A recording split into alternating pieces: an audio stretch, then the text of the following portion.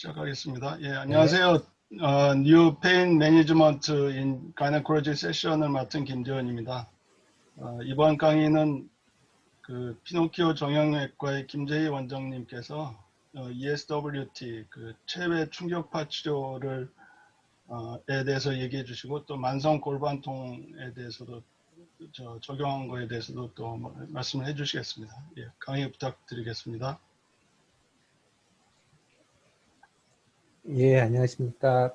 방금 소개받은 피노키오 정형외과 김재희 원장입니다. 예, 소개 말씀 감사합니다. 예, 저는 충격파 치료를 우리나라 초창기부터 오랫동안 해왔고요.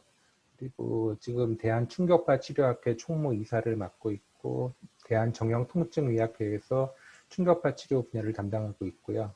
그리고 스위스 스톨츠라는 메이저 충격파 치료 장비 회사의 키닥터를 맡고 있습니다. 먼저 충격파에 대해서 이해를 하기 위해서 이 충격파라고 하는 것이 어떤 에너지인지를 좀 알아야 될 텐데요. 충격파라고 하는 것은 넓게 보면은 음파의 한 종류입니다. 그리고 알다시피 그 음파라고 하는 것은 전달이 되기 위해서는 반드시 탄성이 있는 매질이 필요하죠. 그래서 이 음파라고 하는 것에 대해서 이제 우리가 의학적으로 많이 이용해온 초음파라고 하는 것은 그 아시다시피 주파수가 다르다라는 개념인데 반해서 충격파라고 하는 것은 주파수의 개념이 아닙니다. 하나의 굉장히 강력한 단일 압력파입니다. 여기서 중요한 개념이 단일 압력파라는 것이고요. 그리고 주파수는 뭐 저희가 설정하기 나름으로 할 수 있지만 사실 치료에 사용하는 주파수는 보통 초당 뭐 몇 헤르츠 정도에서 많아봐야 한 10몇 헤르츠 정도니까는 주파수가 그렇게 높지는 않습니다. 그래서 잠시 짧은 동영상을 하나 보시겠습니다.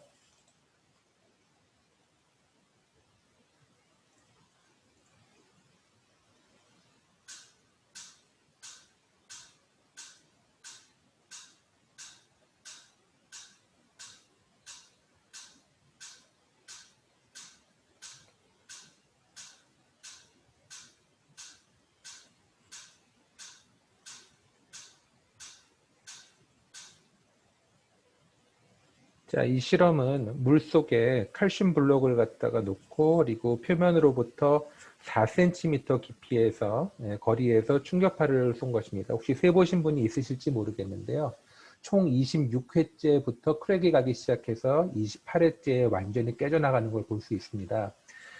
시간으로는 이게 지금 초당 2헤르츠로 쏜 거니까 약 13초, 14초 정도가 걸리는 셈입니다.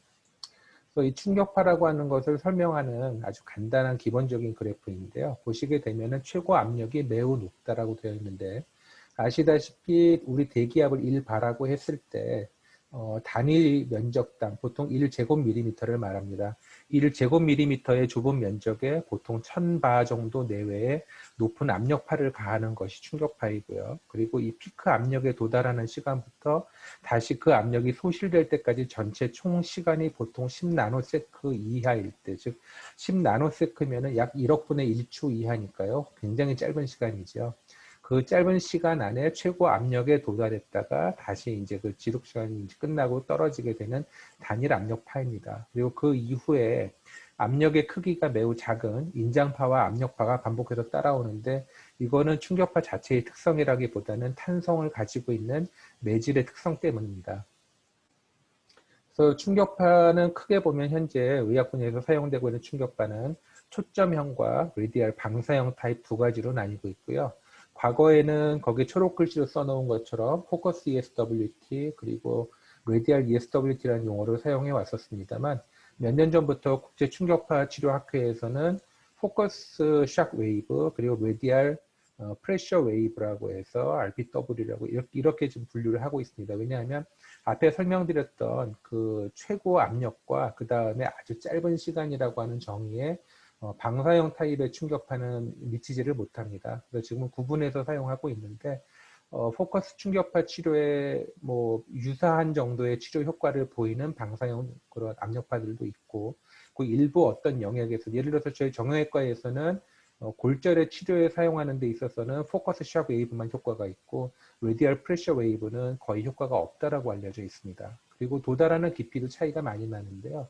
포커스 타입 같은 경우에는 나오는 제조사들마다 약간씩 차이는 있습니다만 보통 한 15cm에서 18cm 깊이까지 충분히 효과가 있는 악력파를 전달을 하고 있고요.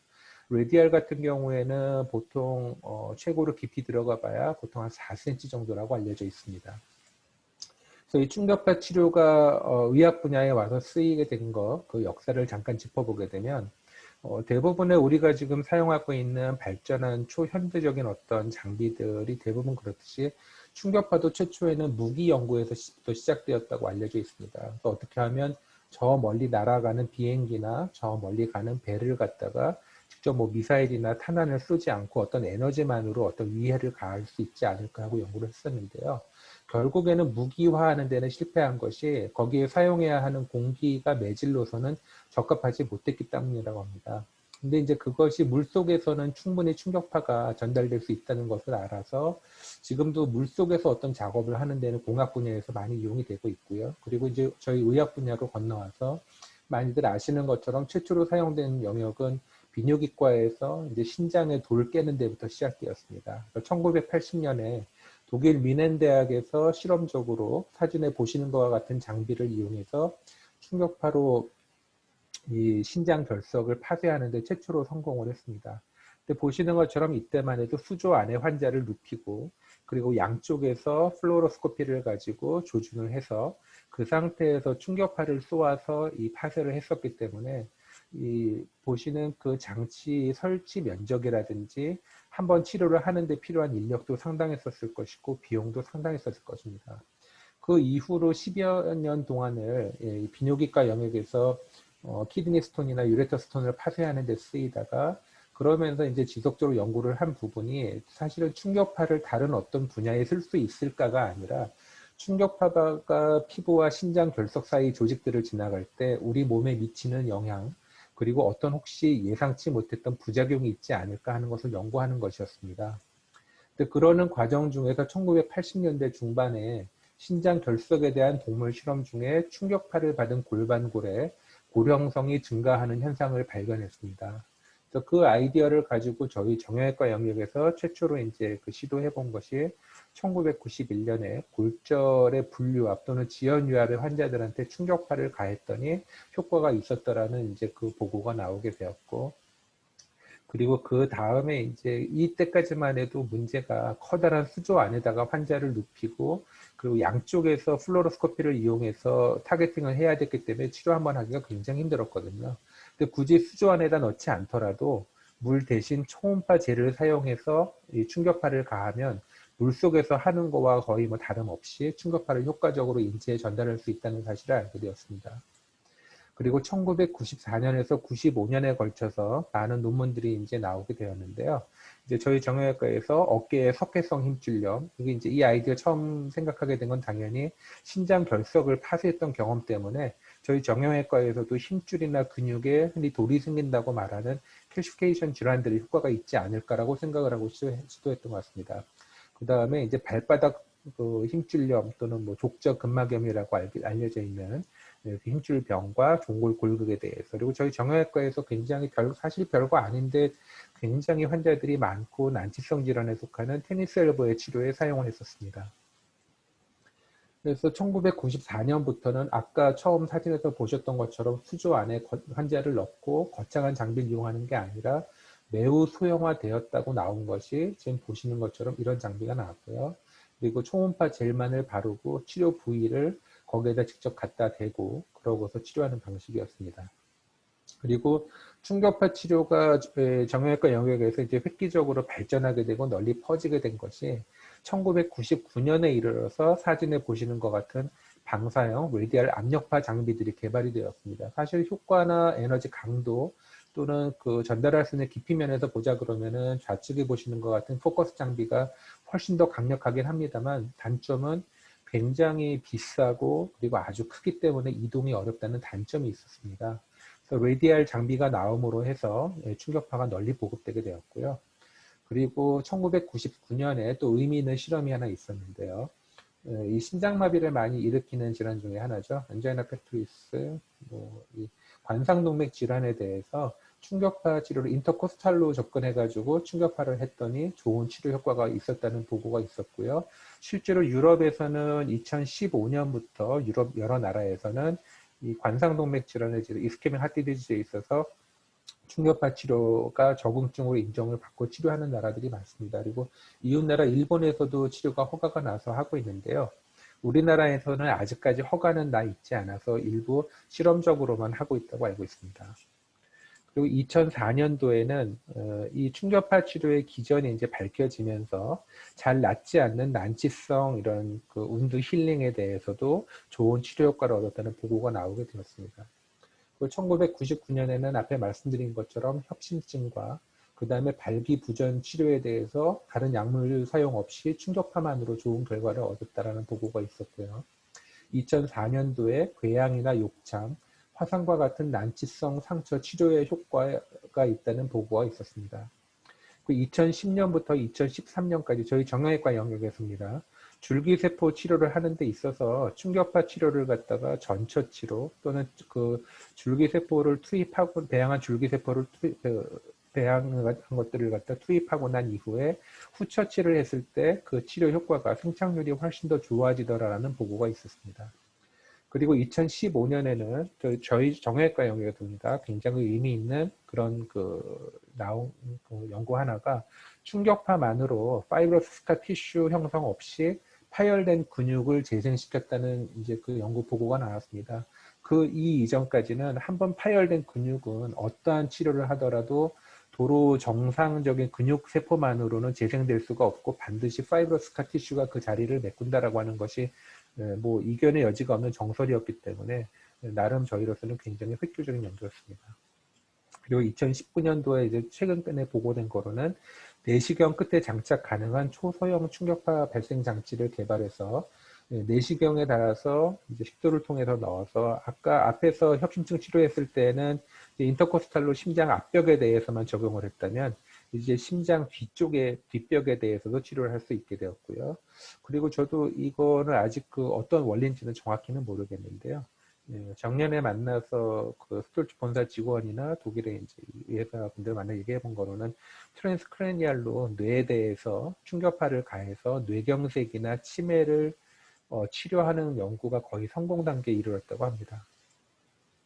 그래서 충격파가 왜 치료 효과가 있는지에 대해서 이제 많이들 궁금해 하시는데요. 과거에는 사실 충격파가 왜 치료 효과가 있다는 걸 알고 했다기보단 이런 경우에 효과가 있지 않을까라고 어떤 사람이 아이디어를 내고 일단 많은 케이스를 이제 해서 거기에 효과가 있었다 없었다라는 보고를 하면 그러면 이제 관심 있는 다른 의사들이 또 따라서 해보고 나도 효과가 있었다, 나는 효과가 없었는데 이제 이런 반응들이 더해져서 충격파 치료가 이루어져 왔다면 최근 근 한 15년 사이에 이제 굉장히 많은 기전들에 대해서 연구하고 알려진 것들이 많습니다. 최초로 생각했던 거는 디렉트 메커니컬 이펙트 그리고 캐비테이션 공동화 현상이 충격파가 포커스가 되면서 한 지점을 지나게 되면 순간적으로 그 구역은 진공 상태 같은 공동화 현상이 생기는데요.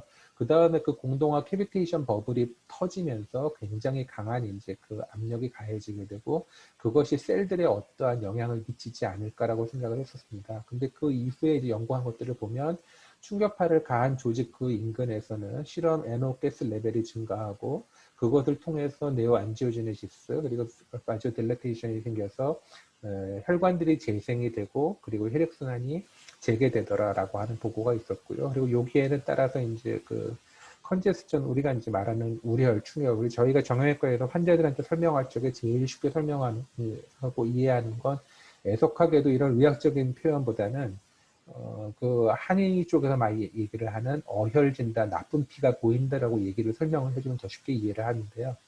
예, 이런 조직압이 올라가 있어서 정맥이나 림프 순환이 막힘으로 해서 우렬되는 현상, 그걸 조직압을 급격하게 떨어뜨려주고 혈액순환이 잘 되도록 하는데 그게 효과가 있다라고 알려져 있습니다.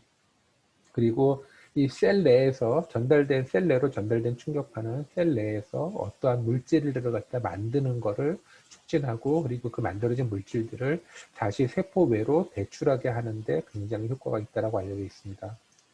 그리고 그러한 작용들을 통해서 충격파 치료는 그 자체만으로 항염 효과와 그리고 항섬유화 효과를 보이고 있습니다. 이것을 간단하게 이제 그림으로 정리해 놓은 것들을 보면 최근에 밝혀진 개념인데, 충격파를 받은 이 셀들은 그 충격파 미케니컬 스티뮬레이션을 갖다 감지하는 어떤 센서들이 있어서, 그래서 그것을 받아들여서 셀 내로 전달해서 어떤 작용을 하게 되고, 그리고 그것이 뭐 여러 가지 이제 채널들을 갖다 가동시켜 가지고 또 일들을 하게 되더라는 보고 있습니다. 그래서 이러한 것들을 통해 가지고 앞에 말씀드린 이러한 기전들이 현재까지 밝혀져 있는 충격파가 왜 치료 효과를 보이는지에 대한 설명드리고요. 그리고 우리 세포 체내에서 만들어지고 하는 현재까지 밝혀진 충격파만 가지고 어떤 이 효과를 볼 수 있는, 얻을 수 있는 물질들의 분비는 이렇게 보시는 것처럼 각종 그로스 팩터라든지 인테르킨, 뭐 사이토카인 같은 것들, 그리고 가장 의미 있는 건 베슬의 엔도셀리알 그로스 팩터 분비가 굉장히 증가하더라는 게 제일 의미 있게 받아들여지고 있습니다. 그리고 이러한 현상을 갖다 기계적인 에너지를 줘서 어떤 물질적인 생화학적인 변화를 일으킨다라고 해서 미케노 트랜스덕션이라고 부르고 있습니다. 그리고 충격파가 치료 효과가 있는 것 중에 하나가 뭐 근본적으로 재생이 되고 치유가 되고 이런 거 이전에 충격파를 가한 부위에선 빠르게 통증이 소실됩니다. 이것이 과거에는 더 강한 자극을 준 것 때문에 자꾸 통증을 주게 되면 페인을 전달하는 substance P를 고갈시켜서, 그래서 더 이상은 통증 전달을 못하게 되는 것이 아닐까라고 생각을 했었는데요. 단지 그것만이 아니라 더 나아가서 최근 이제 밝혀진 거로는 어퍼로드 베타 너브 파이버를 갖다 직접 어떤 그 자극을 줘서 그런 통증 전달하는 것을 차단한다고 되어 있고요. 실제로 아주 짧은 그 충격파 치료를 한 직후 잠깐만이 아니라 꽤 오랜 시간 진통 효과가 상당히 있습니다. 그래서 또 충격파 치료가 왜 이렇게 그 도움이 되고 치료 효과가 있는지를 설명하는 중요한 현상 중에 하나가 바이오 피드백이라고 하는 게 있는데요.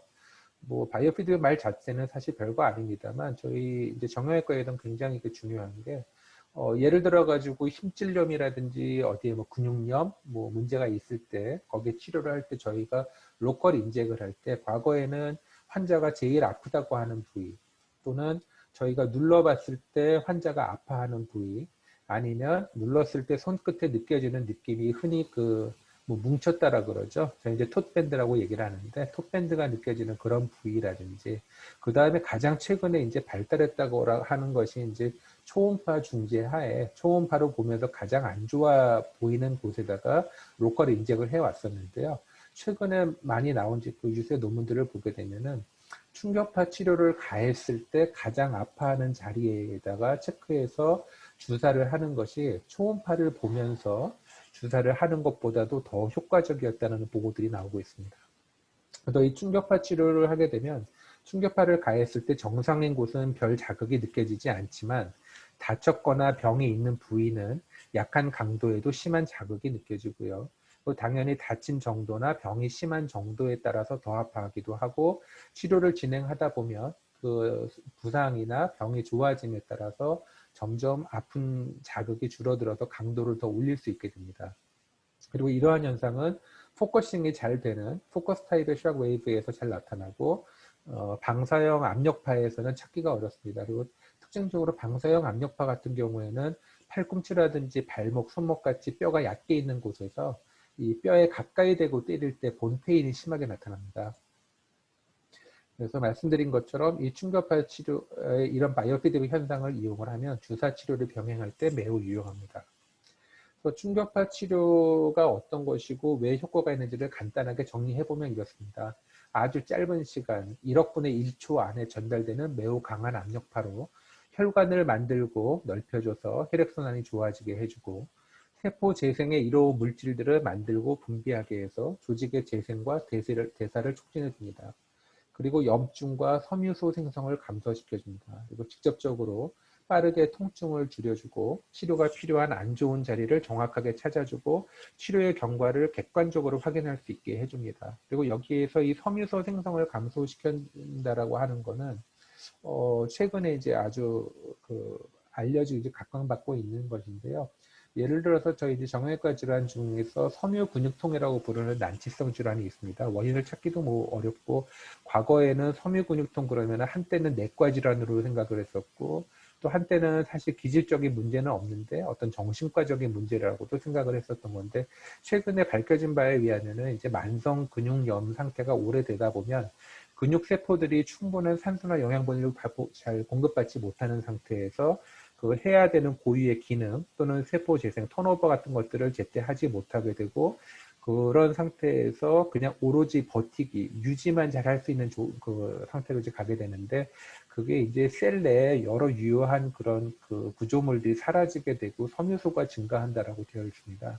근데 이러한 조직에다가 섬유소가 증가해 있는 이러한 조직에다가 충격파를 가했을 때 섬유소가 점점 줄어들고, 그리고 다시 세포가 기능을 되찾고 건강해지더라라는 개념인데요. 이거는 저희 정형외과에서 이런 부분들, 그 다음에 예를 들어서 화상을 입은 지 한 30년 정도 지나서 뭐 팔꿈치, 손목 이런 관절 부분에 심한 화상을 입게 되면은 그 이제 번으로 인한 화상 스카가 생기고, 그거로 인한 관절 구축이 와서 관절이 뻣뻣하게 굳어지게 되죠.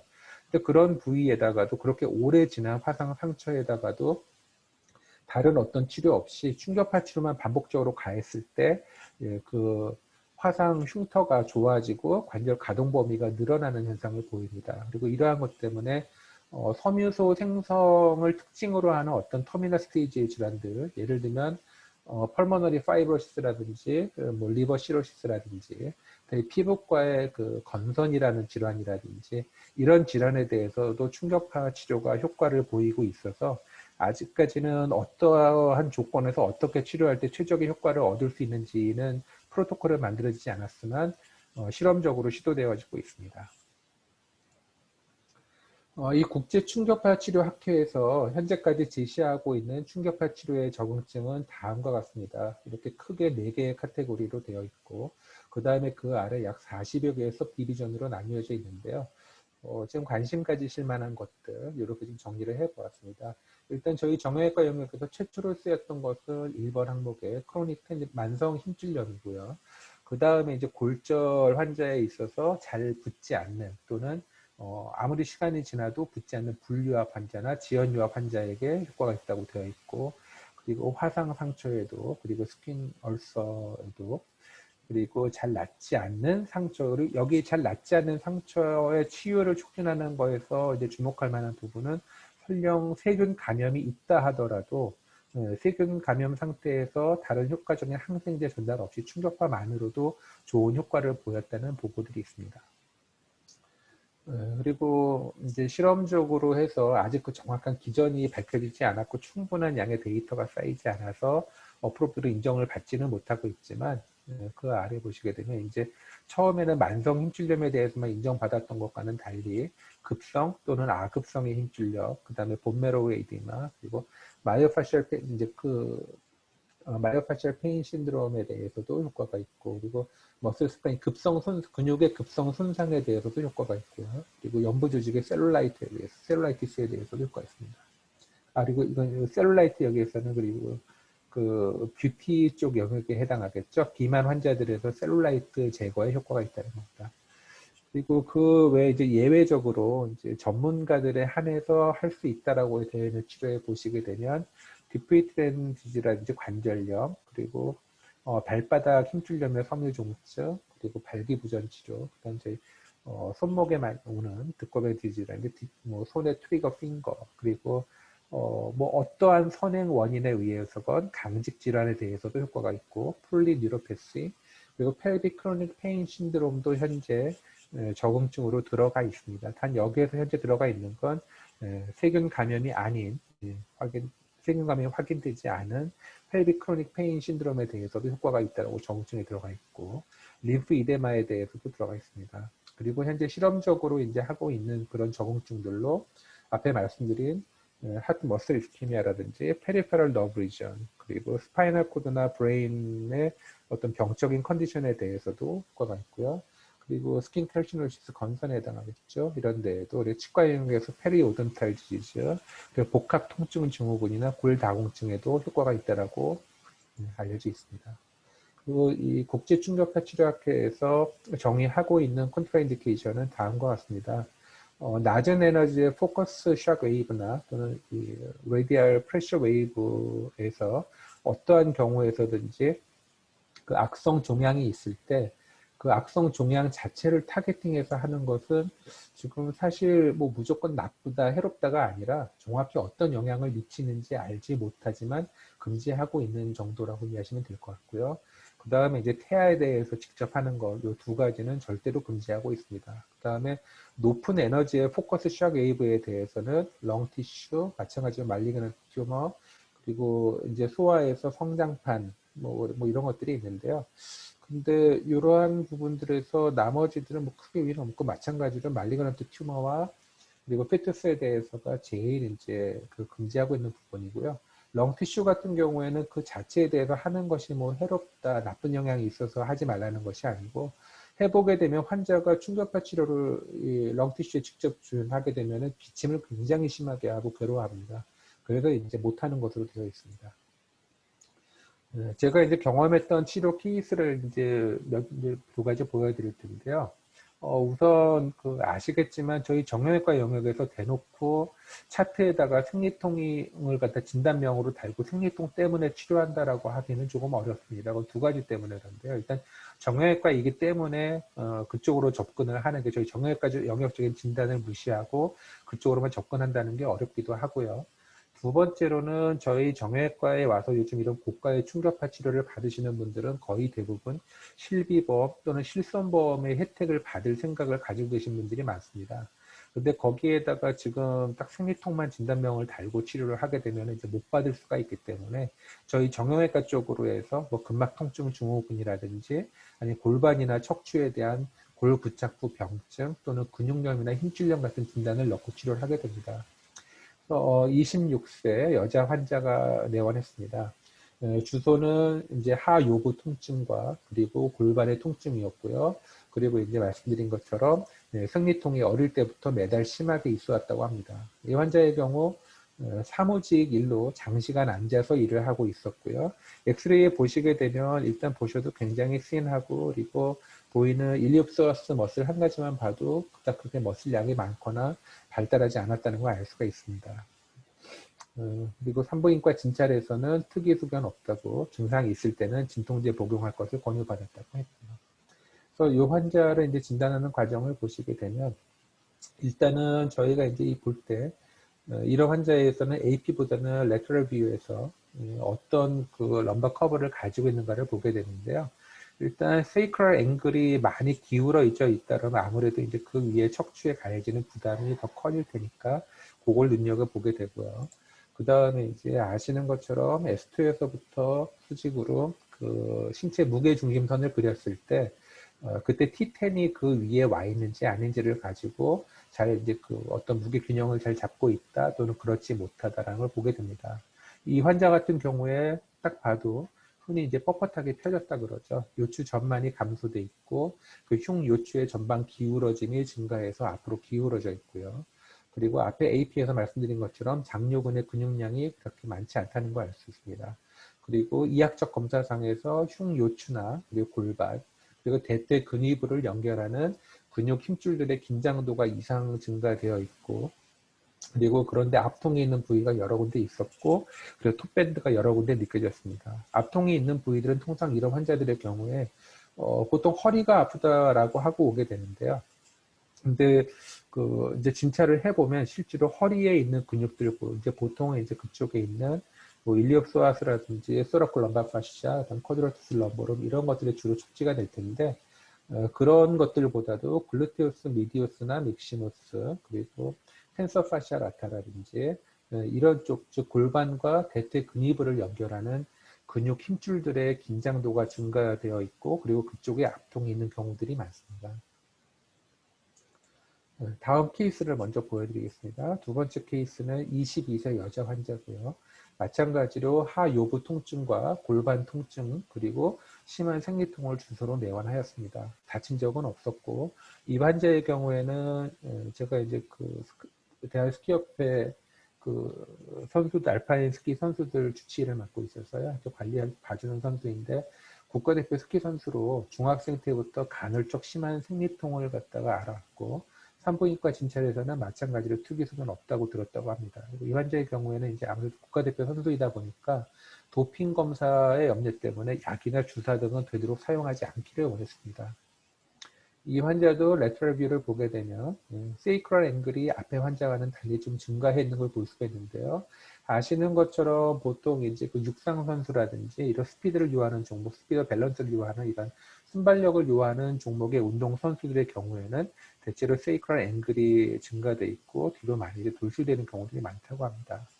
그리고 이 무게중심선을 보조선을 그려서 보게 되면은 앞에 환자보다는 상대적으로 요추 전만도 유지되어 있고 흉요추 전방 기울어짐도 상대적으로 덜 심하다고 보여집니다. 그리고 아무래도 운동선수이기 때문에 근육량과 상태는 양호하지만 특이적으로 5번째 욕추에 척추 이분증이 있었고요. 그리고 그 외 전반적으로 이학적 검사상에서 특별히 이상 긴장이라든지 턱밴드가 심하게 만져지거나 하진 않았지만 아무래도 이제 과도한 훈련 때문에 과사용과 휴식 부족에 의한 일시적인 근육과 힘줄의 통증 및 생리통이 있지 않았나 생각되었습니다. 그래서 이러한 환자들을 만나게 되면 저희들은 치료 처방을 할 때 우선은 당연히 이제 과사용에 의한 통증이 우선이기 때문에 가능한 범위 내에서 일단 많이 쉴 것을 권유하는데요. 뭐 직업에 따라서 이제 쉴 수 없는 경우들이 아무래도 많겠죠. 그리고 국가대표 운동선수 같은 경우에도 쉰다는 거는 곧 선수를 그만둬야 된다는 걸 의미하게 되기 때문에 보통 이제 여기서 쉬라고 하는 건 몇 주나 몇 달을 쉬라는 얘기인데 불가능한 얘기겠죠. 그래서 이제 메디케이션을 갖다 보통 머슬 릴렉선트 그리고 페인 킬러를 적당히 사용을 하고 그리고 필요하다면 급성 또는 만성의 근육이나 힘줄의 염증 소견을 보인다면 NSAID를 사용하기도 합니다. 그리고 로컬 인젝으로 저희 이제 트리거 포인트 인젝이나 프롤로 세라피 같은 걸 사용하기도 하고요. 환자의 어떤 필요에 따라서는 뭐 불가피하다면 너블락을 하기도 하지만 보통 이제 로백페인 환자한테는 너블락을 하는 경우는 많지는 않은 것 같습니다. 그리고 이제 과거부터 많이 해왔던 일반적인 물리치료를 하기도 하는데요. 일반적인 물리치료에 대한 환자들의 만족도는 매우 떨어집니다. 보통 받을 때는 잠깐 시원했는데 받고서 몇 시간 지나면 받기 전과 똑같다고 뭐 좋아지는지 모르겠다고 불만을 얘기하는 경우들이 많습니다. 그래서 이러한 환자들한테 충격파를 시행을 하고요. 그리고 충격파를 해서 앞에 말씀드린 것처럼 바이오 피드백 현상을 이용해서 환자가 제일 자극을 느끼는 부위를 체크해서 거기에다가 앞에 나온 트리거 포인트 인젝이나 프롤로 세라피를 같이 병행하기도 합니다. 그리고 이제 그 다음에 그 해당 부위를 스트레칭 그리고 더 강화시켜주는 재활치료 운동을 권유하게 됩니다. 그래서 저희 정형외과에서 이 골반통을 이제 가진 환자들을 이제 어떻게 대하고 뭐 생각하고 치료하고 이런 것들을 보게 되면 보통은 골반만 딱 아프다고 오는 사람들보다 보통 허리가 아프다, 심한 경우에는 등까지 아프다라고 하고 오는 경우들이 많고요.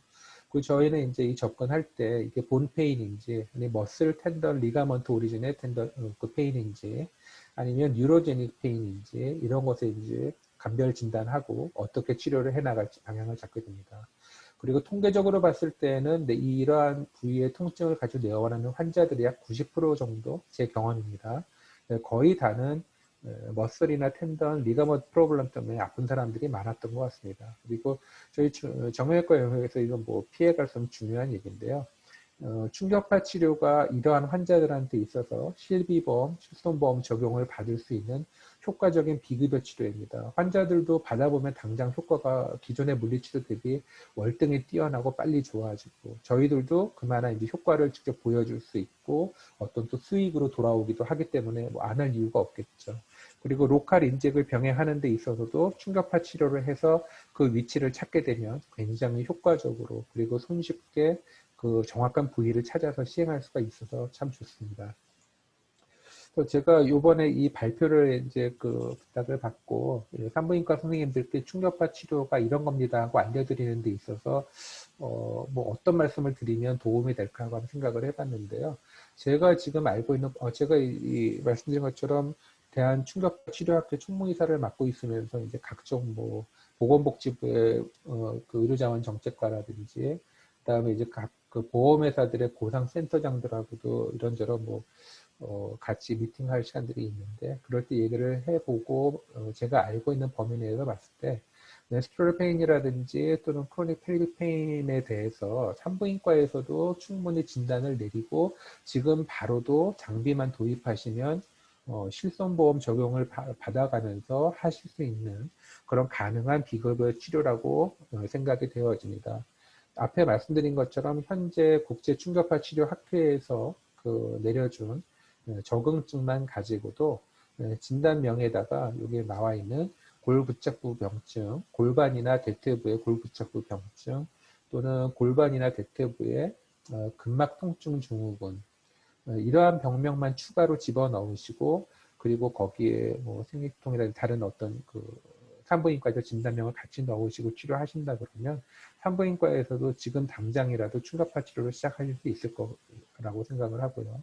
그 외에 다른 산부인과적 적응증들에 대해서도 추가적으로 이제 산부인과 선생님께서 연구를 하셔야겠지만 아래 이제 제가 생각나는 대로 적어놓은 거라서 이게 뭐 맞는 얘기일지 모르겠습니다만 블리딩의 위험이 없는 그렇지만 통증이 있는 그런 유트라인 마이오마라든지 뭐 각종 이제 산부인과적 이제 부속기의 그런 염증성 질환들 그리고 이제 검증되지 않았기 때문에 세균 감염에 의한 경우는 여기서 이제 제외해야 될 것 같습니다. 그리고 뭐 각종 이런저런 검사상으로는 유의한 어떤 병적인 컨디션은 아닌데 아파하는 환자들한테도 그냥 사용을 할 수 있지 않을까라고 생각을 합니다. 그러니까 이 국제충격파 치료학회에 가보면은 그 학회장에서 발표하는 사람들마다 굉장히 많이 하는 얘기가 충격파는 보이지 않는 메스라는 얘기를 합니다. 물론 이것을 이제 경계하는 의미로 아무데나 함부로 남용하지 말라는 뜻으로 얘기를 하기도 합니다만 충격파 치료가 그만큼 정확한 진단을 가지고 정확한 세팅 하에 정확하게 타겟팅을 해서 한다 그러면 그만큼 효과적인 수술하는 것 못지않은 굉장히 효과적인 그러한 치료 방법이라는 뜻으로 얘기를 하기도 하고요. 그리고 어느 정도의 그런 신뢰를 가지고 있냐면 만약 충격파 치료를 했는데 효과가 없다면 혹시 진단이 잘못된 건 아닌지 다시 체크해보고 그리고 그 진단이 적응증에 맞는지 체크해보고 그리고 그게 두 가지가 맞다면 분명히 좋아질 테니까 좋아질 때까지 계속해서 해보라고 얘기를 하고 있습니다. 경청해 주셔서 감사합니다. 예. 자세한 설명 감사드립니다. 산부인과 의사들 중에 크로닉 펠빅 페인을 다루는 분들한테는 아주 유용한 강의였고요. 아마 여러 선생님들께서 원장님한테 연락이 가지 않을까 하는 생각이 듭니다. 예, 언제 연락 주신 제가 아는 범위 내에서 도움 드릴 게 있으면 드리도록 하겠습니다. 예. 그리고 이어서 디스커션을 차병원에 계신 김미선 교수께서 좀 해주시겠습니다. 네. 네, 재밌는 강의 정말 잘 들었습니다. 부인과에서는 진짜 생소한 내용인 것 같은데 네. 재미나게 잘 들었던 것 같고 저는 간단하게 질문 한 가지만 좀 드리고 싶은데 네. 사실 산부인과 찾아오는 환자분들이 정말 알 수 없는 만성 골반통 환자들이 정말 많은데 네. 실제로 기저질환을 결국엔 찾지 못하고 통증 조절로만 이어지는 경우도 상당히 많은 것 같거든요. 예, 저도 그러면 아까 그렇다고. 산부인과에 이제 적용할 수 있는 것 중에 하나를 이제 마이오마를 예를 들어 주셨는데 네. 실제로 자궁에 어떤 기저질환 없이 통증만 있는 경우에도 자궁에 충격파 시술을 적용할 수 있을지에 대해서 의견. 이거 제가 지금 케이스로 다루지는 않았습니다만 실제로 이제 마이오마를 오랫동안 알아왔고 중간에 뭐 블리딩 텐던시가 있었던 적도 있었지만은 제가 이제 치료를 할 그 시기에는 블리딩의 위험이 없었고 그리고 산부인과 쪽에서는 더 이상 할 게 없다 그러는데 근데 자기는 자꾸 이제 아랫배가 묵직하고 아프다라고 왔었던 사례가 있었습니다. 그래서 그런 경우에 이제 환자한테 상황을 설명을 하고요. 이게 정확하게 지금 적응증으로 검증이 된 건 아니고 또 우리 정형외과에서 마이오마라고 진단을 붙이고 할 수는 없다. 그래서 그냥 이제 하요도 골반통 정형외과적 진단명을 넣고 환자가 오케이 하면 안테리어에서 이제 그쪽에다가 한번 시도를 해보겠다라고 이제 하고 환자와 같이 협의했던 적이 있었습니다. 그런 케이스가 몇 번 있었는데 제 경우에는 굉장히 좋았습니다. 물론 제가 이제 산부인과가 전문은 아니기 때문에 뭐 자세하게 뭐 어떤 기전을 거쳐서 어떤 경과로 어떻게 좋아졌다 이거까지 잘 설명을 못 드리겠는데요. 저희 정형외과적으로 보자 그러면 정형외과 쪽에서도 이제 앞에 말씀드린 파이브로마이오 에피lep시 같은 질환들이요. 그런 것 같은 것도 이해하기를 처음에는 어떠한 이유에 의해서건 근육의 급성 염증이 만성 염증으로 발전하게 되고 그럼 초기에는 정상적인 근육 조직들 사이사이에 염증 세포들이 인필트레이션 하게 되는데 그러고 이제 거기에 컨제스션이 같이 오겠죠. 그런 상태가 오래되고 그 주위에 있는 세포들이 정상적인 메타볼리즘에 참여하지 못하게 되면 그러면은 오래 버티기 작전으로 가면서 파이브로시스가 증가하고 그게 결국에는 어떤 메스처럼 형성이 된다라고 하는 경우들이 있습니다. 그럴 적에는 이 충격파 치료만으로도 좋은 결과들을 얻은 사례들이 많이 있습니다. 그래서 그러한 아이디어를 가지고 시도를 해봤었는데요. 유트라인 마이오마 환자의 경우에 제 경우에는 치료를 했었고 그리고 좋아진 사례들이 있었는데 앞에 말씀한 것처럼 제가 정형외과 의사다 보니까 아무래도 그 부분을 갖다가 차팅을 공식적으로 해놓고 그리고 오픈하고 어디 발표하기엔 좀 어려운 점들이 있었습니다. 네, 새로운 내용 강의해 주셔서 감사드리고 김재호 원장님 감사드리고 질문해 주신 김미선 교수님께도 감사드립니다. 이번 강의는 여기서 마치도록 하겠습니다. 감사합니다. 네, 감사합니다.